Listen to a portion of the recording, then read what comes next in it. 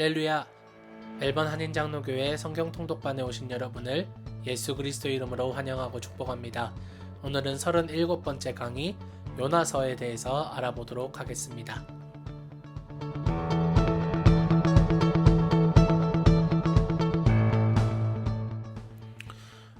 요나서 제목의 명칭은 선지자 요나의 이름을 따서 모두 다 요나로 제목이 붙여졌습니다. 저자는 요나 선지자입니다. 요나라는 이름의 뜻은 비둘기라는 뜻을 가지고 있습니다. 요나에 대한 역사의 언급은 열왕기 하에서 딱 한 번 있었는데, 요나는 여로보암 왕에게 많은 지역을 정복하고 국경을 회복할 것이라고 예언한 바 있습니다. 따라서 기록 연대는 북이스라엘의 여로보암 2세의 통치 시기로 보고 있습니다. 그래서 보통은 기원전 750년경으로 보고 있습니다.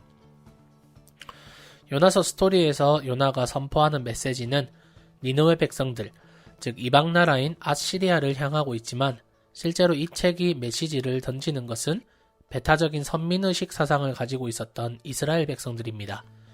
하나님께서 자신들만 선택하고 구원하였다고 잘못 받아들이고, 이방인은 흔히 지옥 불이 잘 타라고 만들어 놓으신 지옥의 불쏘시개라고 생각할 정도로 왜곡된 시야를 가지고 있었던 그들에게 그 잘못된 생각들을 책망하시고 모든 민족에 대한 하나님의 사랑과 구원을 알리기 위해서 이 책이 쓰여졌습니다. 요나서는 여러분이 정말 너무나도 잘 아는 소선지서 중에서 가장 유명한 책입니다.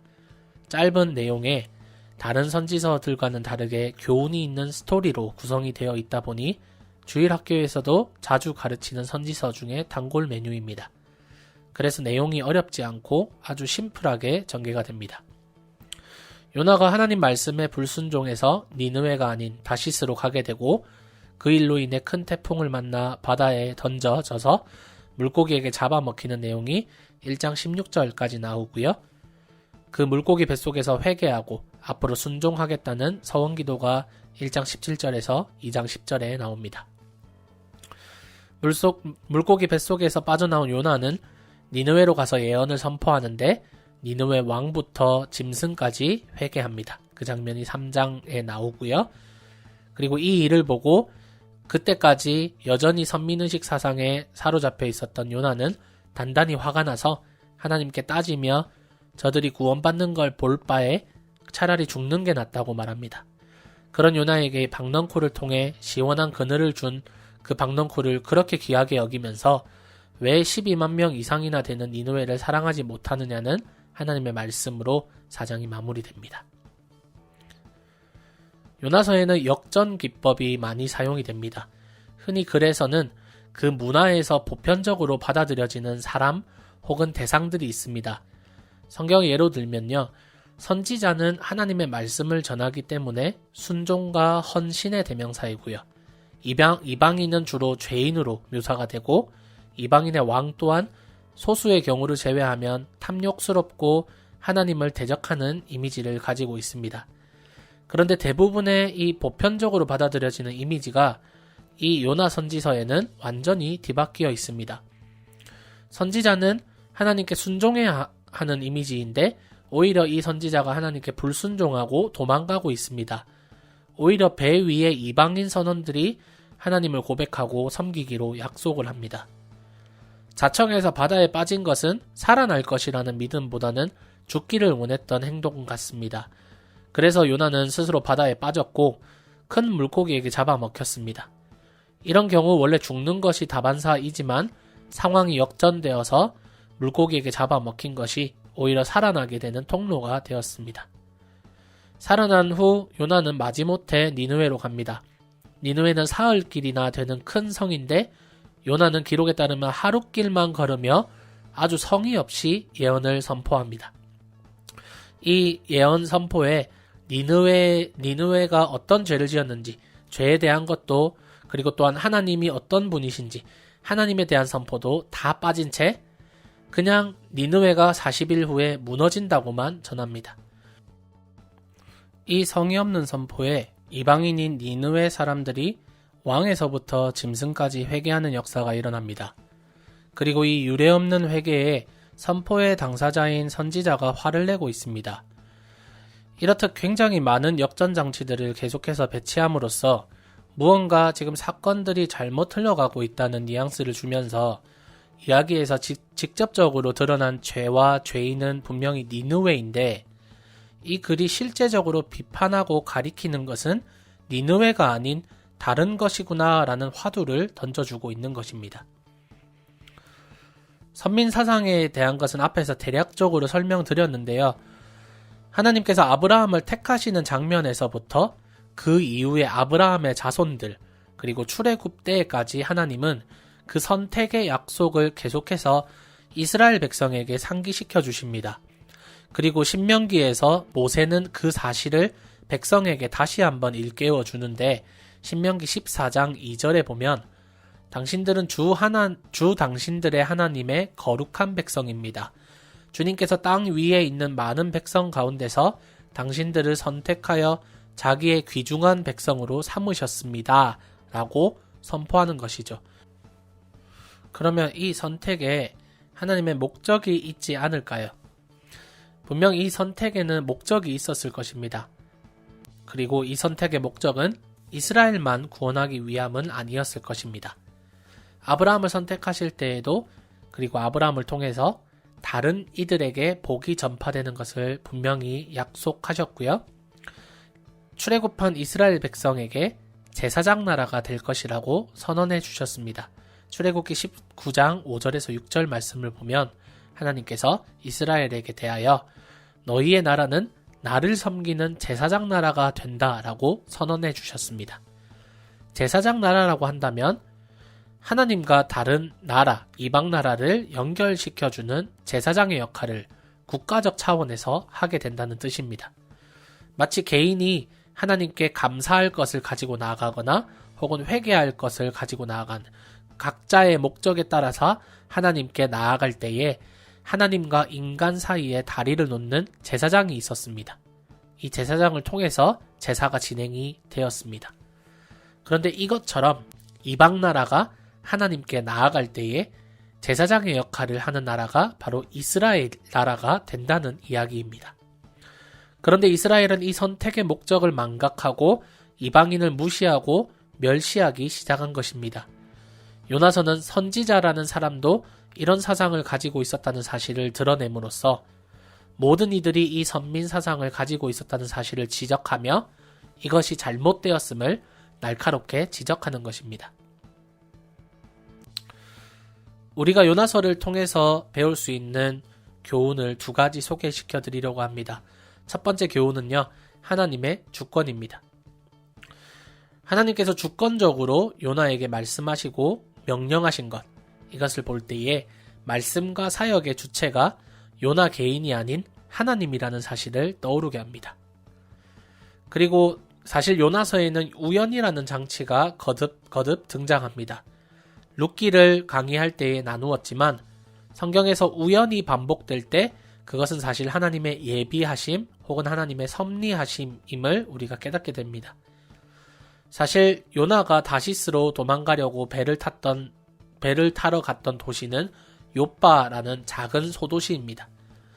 이 욥바라는 도시는요, 그냥 고기잡이를 하는 작은 선박들이 잠깐 정박하는 작은 항구 도시였습니다. 그런 곳에 저 멀리 스페인까지 항해를 하는 대형 선박이 마침 요나가 갔을 때 그 작은 항구에 정박하고 있었다는 것. 그리고 또한 이 배가 출항을 해서 얼마 가지 않아서 마침 태풍이 불어왔던 것. 그리고 바다에 빠졌는데 마침 물고기가 요나를 잡아먹은 것은 바로 하나님의 예비하심으로 설명될 수 있을 것 같습니다. 그리고 사실 히브리어 원어를 살펴보면 하나님이 바람을 던졌다, 선원들이 요나를 바다에 던졌다라고 하면서 던졌다라는 단어를 반복하면서 사용하는데 이것이 우연이 아님을 암시하고 있습니다. 그리고 계속해서 살펴볼 때에 요나의 이 열정 없는 선포에도 불구하고 니느웨 백성이 회개하는 것 또한 하나님의 주권을 나타냅니다. 사실 한 사람의 사역자로서 요나를 평가하면 굉장히 직업의식도 그리고 프로의식도 그리고 부르심에 대한 사명도 잃어버린 사꾼에 지나지 않을 것 같습니다. 이 요나 보다 이전에 사역했던 과거에 얼마나 대단한 선지자 선배들이 많았습니까? 그리고 후대에도 얼마나 대단한 선지자 후배들이 많습니까? 우리가 이름만 들어도 아는 엘리야, 엘리사, 이사야, 예레미야, 에스겔 이런 사람들만 보아도 이들은 사명감과 이스라엘에 대한 긍휼과 사랑 이런 것으로 마음이 똘똘 뭉쳐있는 사람들이며 엄청나게 열정적으로 하나님의 말씀을 선포하는 데에도 불구하고 사람들은 그들을 거부하고 하나님의 말씀을 멀리하며 심지어 이 선지자들에게 폭행과 학대를 가했습니다. 그런데 하나님께 불순종하고 돌아와서도 성의 없이 예언을 전하는 그 예언에 니느웨 사람들이 즉각적으로 반응하는 것은 이 요나가 굉장히 설교를 잘했기 때문에 이 선포를 굉장히 힘있게 했기 때문이 아니라 개인적인 능력이 아니라 이것은 하나님의 주권이 아니고는 설명이 되지 않는 것입니다. 그리고 하나님께서 뜻을 돌이켜서 재앙을 내리시지 않으신 것, 그리고 요나가 원망하고 죽기를 청하자 박넝쿨과 벌레를 통해서 교훈을 주신 것 또한 하나님의 주권을 나타냅니다. 두 번째 교훈은 하나님은 모든 민족이 하나님께 돌이키기를 원하신다는 것입니다. 이스라엘만 구원받을 민족이 아니라 하나님의 구원과 하나님의 사랑은 모든 세계를 향해 있으며 회개하고 하나님을 믿는 모든 이들에게 구원의 문은 공평하게 열려 있습니다. 한 가지 우리가 생각해 보아야 할 것은 과연 이 니느웨 성의 사람들은 구원을 받았는가에 대한 것입니다. 이에 대해 구원을 받았다고 받아들이는 쪽과 구원을 받지 못했다고 받아들이는 쪽이 있습니다. 저는 배 위의 선원들은 구원을 받았을 것이지만 니느웨 성 사람들은 구원을 받지 못했을 것이라고 해석을 합니다. 왜냐하면 이들의 회개의 본질에서 차이가 분명하게 나타납니다. 먼저 배 위의 선원들은 하나님의 이름을 부르고 하나님께 기도하며 하나님을 섬기기로 약속합니다. 하지만 니느웨 성 사람들의 회개의 모습은 그냥 슬퍼하며 옷을 벗고 굵은 베옷을 입고 금식을 선포하는 것이었습니다. 이것은 이방 종교에서도 흔히 찾아볼 수 있는 회개의 모습인데 이들이 하나님께 대하여 죄를 회개했다는 것이 이 말씀 구절에서는 확인이 되지 않으며 회개의 목적이 하나님이 노여움을 풀고 심판받지 않는 것으로 기록을 합니다. 이것은 다 이방신 그리고 이방 종교에서 비롯된 그러한 회개의 모습입니다. 다른 것을 다 제쳐두고라도 하나님에 대한 신앙의 고백이 나타나 있지 않다는 것, 그리고 재앙을 피하는 것은 적극적인 의미에서는 구원으로 볼 수 없다는 것을 들어서 저는 이들이 진정으로 구원받았을까라는 질문에 NO라고 대답할 것 같습니다. 하지만 이 이야기의 이면에 어떤 역사적 비하인드 스토리가 있는지 이 12만 명이 넘는 백성들 중에 정말 하나님의 이름을 불렀던 사람이 단 한 사람도 없었는지에 대해서 질문한다면 그것은 기록되어 있지 않은 스토리이기 때문에 그런 사람이 있다면 구원받았다라고 말할 수 있겠지만 지금 우리에게 허락된 이 텍스트를 놓고 니느웨 성 사람들이라는 큰 카테고리를 놓고 보았을 때 구원에 이르는 회개는 아니었을 것이다 라는 해석을 하게 되는 것입니다. 이제 우리는 요나서를 신약과 연관지어 읽어볼 필요가 있습니다. 저는 특별히 탕자의 비유와 요나서를 연결짓는 것을 추천드립니다. 누가 탕자인가 라는 질문에 현대 신학자들은 큰 아들 또한 탕자라고 이야기를 합니다. 그래서 요나서와 탕자의 비유를 연관지어 이해해보면 작은 아들은 이방인입니다. 그리고 큰 아들은 이스라엘 사람들이 될 수 있습니다. 항상 하나님과 함께 있었고 하나님 곁에 있었지만 아버지의 마음도 모른 채 그리고 아버지의 뜻도 모른 채 아버지의 곁에만 있었던 큰아들이 바로 유대인들입니다. 돌아온 동생을 두 팔 벌려 환영해주고 함께 잔치에 참여하지 못하고 오히려 돌아온 동생에게 질투를 느끼며 화를 내는 것. 나는 아버지를 섬기며 아버지 곁에 있었는데 나에게는 염소 새끼 한 마리도 내어주지 않았습니다. 라고 화를 내는 것.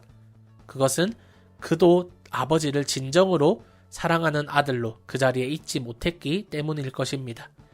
마치 이방인이 구원받을 바에 죽는 게 낫다고 생각하는 요나와 이스라엘 백성들의 생각과 마음이 이 큰아들의 태도와 연결이 됩니다. 그래서 요나서와 탕자의 비유를 연속선상에서 읽어보신다면 유익이 될 줄로 생각됩니다. 마찬가지로 요나서를 예수님의 십자가와 연관지어 볼 때에 예수님은 직접 요나의 기적을 언급하신 적이 있습니다. 마태복음 12장 39절에서 40절 말씀인데요. 사람들이 예수님께 표적을 구합니다. 예수님 당신이 주실 수 있는, 보여주실 수 있는 표적은, 기적은 무엇입니까? 라고 사람들이 말하니 예수님께서 악하고 음란한 세대가 표징을 구하지만 예언자 요나의 표징밖에는 이 세대는 아무 표징도 받지 못할 것이다. 요나가 사흘 낮과 사흘 밤 동안을 큰 물고기 뱃속에 있었던 것 같이 인자도 사흘 낮과 사흘 밤 동안을 땅속에 있을 것이다 라고 말씀하셨습니다. 그래서 요나가 물고기 뱃속에 잡아먹혔던 이 사건은 우리가 선지서에서 계속 살펴본 선지자의 상징 행동으로 봐도 무방할 것 같습니다. 사람들이 예수님께 표적을 구할 때 예수님은 요나가 사흘 밤낮을 물고기 뱃속에 있었던 것 같이 자신도 땅속에 사흘 밤낮 동안 있을 것이라고 이 말씀하신 것을 보아서 요나의 이 행동은 메시아 예수 그리스도를 나타내는 상징 행동으로 볼 수 있기 때문입니다. 물론 다른 선지자들의 상징 행동과 차이점을 보이는데 다른 선지자들은 하나님께서 이 선지자들에게 상징 행동을 하라고 직접 지시를 하셨다면 요나의 상징 행동 같은 경우는 요나는 불순종으로 인해서 자기가 받은 그 징계가 상징 행동으로 연결되었다는 점에서 차이를 볼 것 같습니다. 결국 요나서는 니느웨에게 회개하라는 말씀이 선포되기는 하지만 실제 메시지는 선민사상에 사로잡혀 있는 이스라엘 백성을 향하고 있습니다. 우리는 자신의 생각으로 구원을 정의하고 그 우리가 정한 구원의 정의, 그 바운더리를 벗어나면 하나님이라도 용납하지 못하는 교만을 가지고 있습니다. 특별히 이 이스라엘 백성들은 그러한 교만이 너무나도 컸습니다. 그 교만, 하나님을 마음대로 정의하고 하나님의 구원을 마음대로 정의하는 그 교만을 책망하며 사람의 생각으로 하나님을 가두어 둘 수 없으며 구원은 오직 하나님께 달려있음을 말하고 있습니다. 그리고 온 세계를 향하신 하나님의 끝없는 사랑을 알리는 데에 이 책의 목적이 있습니다. 요나서에서 나타나는 그리스도는요, 구원자 그리스도, 그리고 사흘 만에 죽었다가 부활한 그리스도의 모습을 우리가 요나서를 통해서 발견할 수 있습니다. 오늘 이렇게 요나서에 대해서 알아보았습니다. 요나서를 읽으시면서 또한 특별히 탕자의 비유와 연관지어서 읽으시면서 요나의 모습을 통해서 그리고 아버지의 마음을 아프게 해드렸던 첫째 아들의 모습을 통해서 우리의 모습을 발견하며 우리의 모습을 회개하며 반성하는 그런 시간이 되었으면 좋겠습니다. 요나서를 읽으시면서 더욱더 하나님의 마음과 뜻을 잘 이해하며 순종하는 그러한 하나님의 귀한 아들, 딸이 되기를 소망하며 여러분 계속해서 통독에 힘써 주시기를 바랍니다. God is good all the time and He is with us all the time.